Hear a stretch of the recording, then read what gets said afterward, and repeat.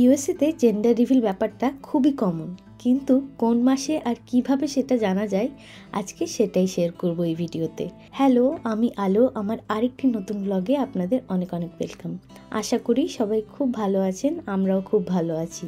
তো আজকে ছিল আমার 12 উইকসের সেকেন্ড স্ক্যান। প্রথম স্ক্যানটা আমার 8 উইকসে হয়েছিল, আমি আগের ব্লগেই সেটা শেয়ার করেছি। আমরা যাচ্ছি আমাদের সেকেন্ড স্ক্যান করাতে, এটা মানে আমার 12 উইকস ফুল হলো মানে, তো আমরা তো খুবই এক্সাইটেড। আগের বার দুপুর দিকে অ্যাপয়েন্টমেন্টটা ছিল, তাই এত তাড়াহুড়ো ছিল না। আর এইবার সকাল দিকে নিয়েছি, একদম যাতে তাড়াহুড়ো করে হয়ে যায়। আগের দিন না বাড়ি আসতে আসতে খুব দেরি হয়ে গিয়েছিল, তো সেই দিনই ভেবেছিলাম নেক্সট টাইমের অ্যাপয়েন্টমেন্টটা তাহলে সকাল দিকে নেব। তো আজকের অ্যাপয়েন্টমেন্টটা 10:45-এ আছে, তো এখন ওই 10টা মতো বাজে। এক্সাইটেড তো আছি আমরা, কিন্তু তার সাথে সাথে ভীষণ নার্ভাসও আছি, কারণ গিয়ে জানতে পারবো যে কতটা বড় হলো। আগেরবার যখন দেখেছিলাম তখন তো নিজের চোখে বিশ্বাসই করতে পারছিলাম না। যাই, আমার তো পুরো হার্টবিট বেড়ে গেছে একদম। আমি তো যে কোনো রকম ভাবে খেয়ে দিয়ে এসেছি, মানে সকাল সকাল পরোটা বানিয়েছি, মানে খেতে ইচ্ছে করছিল, কিন্তু আমি পুরোটা খেতে পারিনি, মানে একটা ঠিক করে খেয়েছি আর একটু খেয়েছি, ব্যাস তারপরে রেখে দিয়েছি, আর খেতে পারছি না, মানে হার্টবিট পুরো বেড়ে গেছে আমার। আর বাড়ি থেকে বেরিয়েই দেখি কি মুষলধারে বৃষ্টি। আর শুধু বৃষ্টি নয়, কিন্তু বাইরে কিন্তু বেশ কনকনে ঠান্ডাও আছে। আমার সব থেকে মোটা জ্যাকেটটাই পরে এসেছি আজকে। আমি তো এমনিতেই শীত কাতুরে একটা মানুষ, তাও আবার বাইরে যদি এরকম বৃষ্টির সাথে কনকনে ঠান্ডা থাকে তাহলে তো আর বেরোতেই পারি না। বাইরে বেরোলেই কান আর নাক একদম জমে যায়। এই জ্যাকেটটাতে না একটা মোটা মতো টুপি আছে, সেটাই আজকে পরে নেব। এই যে রাস্তাটা দেখুন একদমই ফাঁকা, প্রায় সেরকম কেউই। এখন তো সবাই অফিসে ম্যাক্সিমাম লোকজন, তাই ভিড়টা কম। ভিড়টা হয় ওই সকাল দিকটায়, মানে ওই 7টা থেকে 9টা, 9:30 অবধি। সবাই স্কুলে অফিসে যাওয়ার জন্য বেরোয়, তখন রাস্তায় এত গাড়ি থাকে, মানে একটা 5 মিনিটের রাস্তা যেতে প্রায় 25 মিনিট লাগে। আর দেখুন শীতকাল বলে গাছগুলো কীরকম ন্যাড়া, একটাও পাতা নেই। বৃষ্টির ব্যাপারটা আমি কিন্তু খুব একটা পছন্দ করি না, কিন্তু যদি ভিজতে না হয় তাহলে কিন্তু মন্দ লাগে না। বৃষ্টির যে আওয়াজটা সেটা কিন্তু শুনতে খুব ভালো লাগে। দেখুন রাস্তাগুলো কি সুন্দর ধুয়ে একদম চকচক করছে।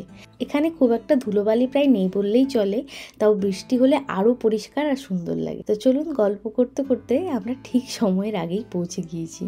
এই পার্কিংটা সবসময় এত টাইট থাকে, এখানে পার্কিং পাওয়া হয়ে যায় বিশাল একটা চাপের ব্যাপার। কিন্তু আজ দেখলাম বেশ তাড়াতাড়ি একটা পার্কিং পাওয়া গেল। যেহেতু বৃষ্টি হচ্ছে, হয়তো সবাই আসতে পারেনি বা কোনো ব্যাপারে আমরা পার্কিংটা একটা পেয়ে গেলাম। অন্যদিন প্রচুর দেরি হয়ে যায় পার্কিং খুঁজতে খুঁজতে। আর গাড়িতে না একটা ছাতা কিনে রেখে দিয়েছি, এইবার বৃষ্টি হলেই বেশ কাজে লাগে। না হলে আগে বাড়িতেই ছাতা রেখে চলে আসতাম, তারপর মনে হতো এই রে ছাতাটা আনলাম না, ছাতাটা আনলে ভিজতে হতো না। আর এই ছাতা ব্যাপারটা আমি আর আমার বর যে কতবার হারিয়েছি জীবনে তার বলবার মতো নয়। খুব ভয় লাগে ছাতা নিয়ে যেতেই, বারবার দুজন দুজনকে মনে পড়ায়, এই ছাতাটা নিয়েছো তো, এই ছাতাটা নিয়েছো তো। তো যাই হোক, দেখুন বৃষ্টিটা আরও বেড়ে গেল মনে হচ্ছে।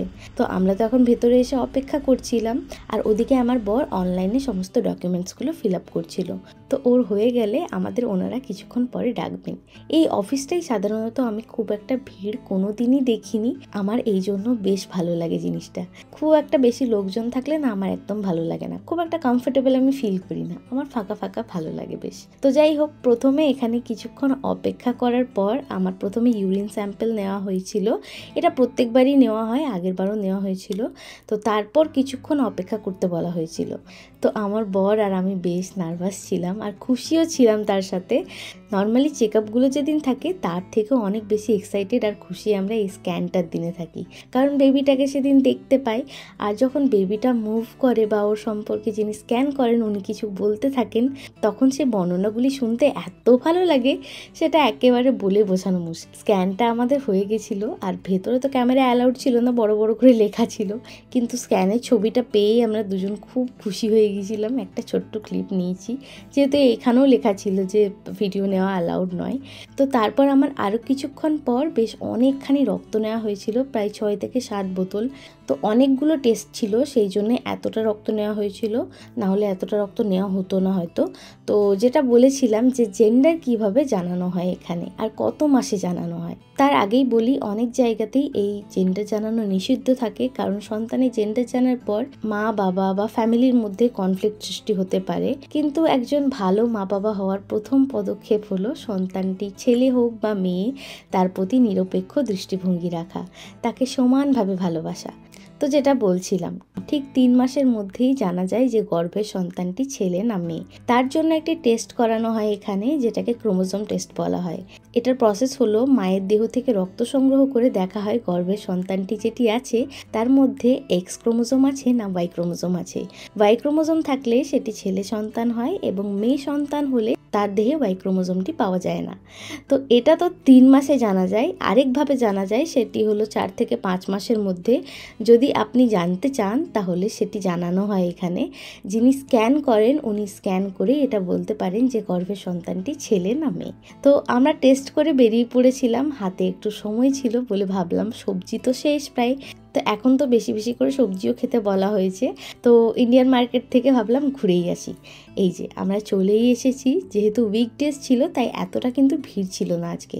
আর এই জায়গাতে যদি শনি আর রবিবার আসতাম এত ভিড় মানে দাঁড়ানো যায় না ঠিক করে। বাঁ দিকটায় সমস্ত রকমের ফলগুলো রাখা আছে আর ডান দিকটায় বিভিন্ন ধরনের চাল রাখা আছে। এত ধরনের চাল সেগুলো আমরা হয়তো খেতেও পারবো না। আর এদিকটায় আছে ফুলকপি। ফুলকপি একটা নেবো ভাবছি, কারণ এর দামটা না ইন্ডিয়ান মার্কেটেই সব থেকে কম থাকে। যত বড়ই হোক বা যত ছোটই হোক পিস অনুযায়ী দাম থাকে $2 থেকে $2.5। আর আমাদের বাড়ির সামনে আমেরিকান মার্কেটগুলো তো ফুলকপি পাওয়া যায়, কিন্তু সেখানে দামটা অনেক বেশি থাকে, মানে $4 থেকে $5 মতো। আর এদিকে দেখুন আমার বরকে বললাম কয়েকটা শাক নিয়ে নাও, তো ও পালং শাকটা খুব পছন্দ করে আর ইদানিং আমাকে জোর করে খাওয়ায়, কারণ এতে প্রচুর পরিমাণে আয়রন থাকে আর শরীরের জন্য খুবই ভালো। আর প্রেগনেন্সির সময়ে আয়রনের ডেফিসিয়েন্সি হয়ে যায় অনেক সময়, তো ও আমাকে প্রায় এই শাকটা খাওয়ানোর চেষ্টা করে এখন। আর এই যে এদিকটাই ছিল শিম, বাবারে কি দাম দেখুন! এত দাম দিয়ে শিম খাওয়ার কোনো মানেই হয় না, বাড়িতে থাকলে আমি খেতামই না। সেই শিম এত দাম দিয়ে কিনে এখানে খাওয়ার কোনো মানে হয় না, তাও আবার এরকম শুকনো শুকনো ছিল। পটলটারও এখানে এরকমই দাম হয়, কিন্তু মাঝে মাঝে তাও নিয়ে যায়, দাম হলেও ভালো পটল এলে তখন নিয়ে যায়, নাহলে একদম 20 আঙুলের মতো ছোট ছোট পটল আসে তখন আর নিয়ে যায় না।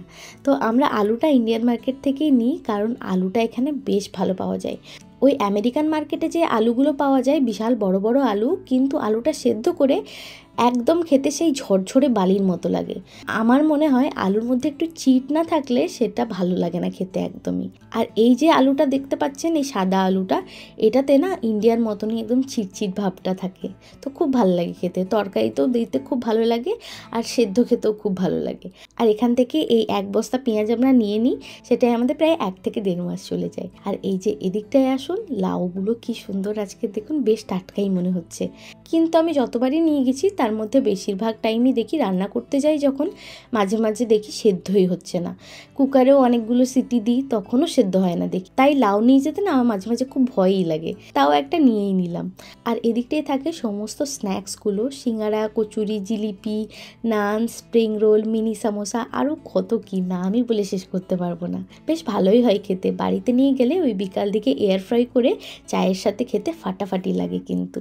আর এদিকটাই দই, তারপর মালাই, লস্যি এসবগুলো থাকে।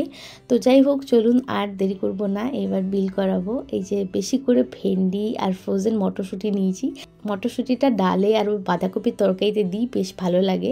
আর এখানে দালচিনি, জিরে গুঁড়ো, শুকনো লঙ্কা, বাঁধাকপি আরও অনেক জিনিস নিয়েছিলাম। তো চলুন এবার বাড়ি ফিরি। তো আমরা বাড়ি ফিরে গেছিলাম ওই 1-1:30 নাগাদ।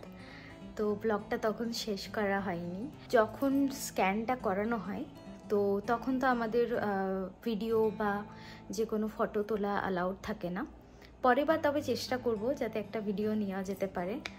তো হঠাৎ করেই আমাদের একটা টেস্টের প্রয়োজন হয়, যেটা করানো খুব দরকার। কিছু কিছু টেস্ট আছে, কিছু কিছু জিনিস ওনারা টেস্ট করে দেখবেন যে সব কিছু ঠিক আছে কি না। কিছু কিছু ইনফেকশন ওনারা টেস্ট করেন বা অনেক কিছু, আমি এখন ঠিক মনেও করতে পারছি না সেগুলো। তো হঠাৎ করেই আমার একটা টেস্টের জন্য প্রায় 7 বোতল রক্ত নেওয়া হয় আমার। আমি দেখাচ্ছি এখনই। মানে তখন তো আমার এসে আমার আর কোনো এনার্জি ছিল না, আমি পারছিলাম না একদমই। হাত পুরো ঝনঝন করছিল, মাথা ঝনঝন করছিল, একসাথে এতটা রক্ত দেওয়ার আমার অভ্যেস নেই। আর খুব প্যানিকও করে গেছিলাম। নিডল দেখলে আমার খুব ভয় লাগে, মানে সূচের প্রতি আমার ছোটোবেলা থেকেই খুব ভয়। সেটা ছোটোখাটো একটা ইঞ্জেকশন নিতে গেলেও আমি মানে কাউকে, বাবাকে বা মাকে ধরেই নিতাম। একটু ডিফিকাল্ট, এখনও বাড়িতে জানানো হয়নি, যেহেতু 3 মাস কমপ্লিট হয়ে গেছে, তাও ভগবানের কৃপায়। আশা করছি আগের দিনগুলো এরকমভাবে যদি ভালো করে কেটে যায় তাহলে তো খুবই ভালো হয়।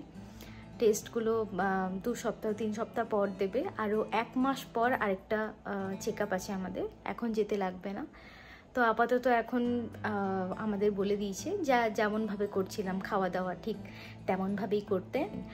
আর বেবি হওয়ার আগে পরে সব কিছু এখানে কি হয় সেগুলো তো শেয়ার করার চেষ্টা করব। আমিও ক্যাপচার করতে চাই মোমেন্টসগুলো, কারণ ইউটিউবই একমাত্র এমন একটা সোর্স যেখানে আমি সব কিছু সারা জীবনের জন্য ধরে রেখে দিতে পারবো। যতদিন আমার চ্যানেল থাকবে এই ভিডিওগুলো থেকে যাবে। এই যে ঠিক এই জায়গাটা আমার আজকে রক্ত নেওয়া হয়েছে। আমি খুব প্যানিক করে গেছিলাম, মানে খুব ব্যথাও লাগছিল।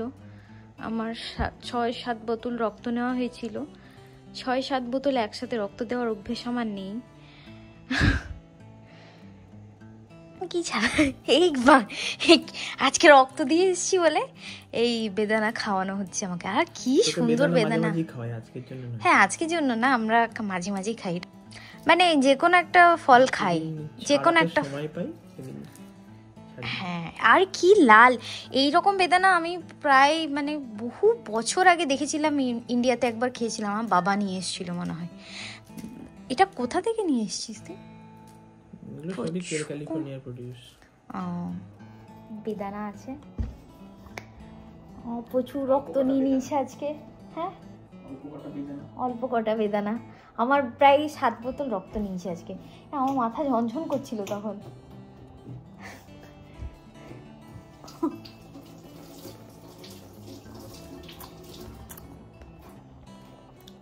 তুই রেগে যাচ্ছিলিস, এত রক্ত নিচ্ছিল আমার বলে তুই ঝগড়া লেগে যাবি মনে হয় সাথে। এত রক্ত নিয়ে নিচ্ছে